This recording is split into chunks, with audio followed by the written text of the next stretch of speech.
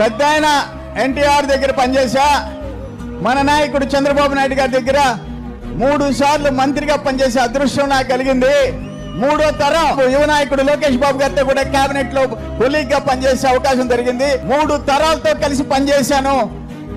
40 ఏళ్ళు తెలుగుదేశం, 40 ఏళ్ళు సర్వేపల్లి కాన్స్టిట్యున్సీని వదిలిపెట్టలేదని చెప్పేసి మీ అందరికి నేను మనవి చేసుకుంటున్నా. నా విషయంలో చంద్రబాబు నాయుడు గారు ఒక మాట చెప్పారు.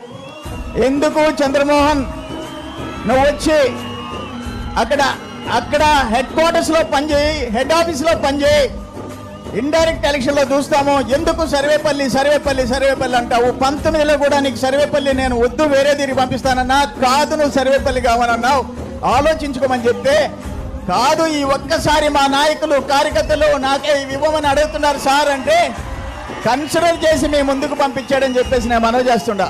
నేను 4 సార్లు ఓడిపోయి ఉండొచ్చు.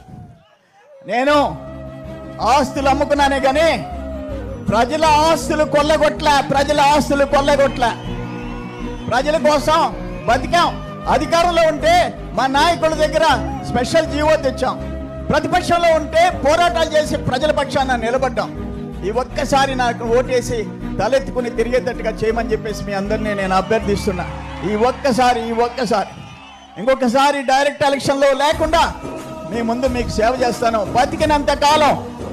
బతికున్నంత కాలం సర్వేపల్లికి, ఈ జిల్లాకి, ఈ రాష్ట్రానికి, పార్టీకి నేను సేవ చేస్తానని చెప్పి తెలియజేసుకుంటూ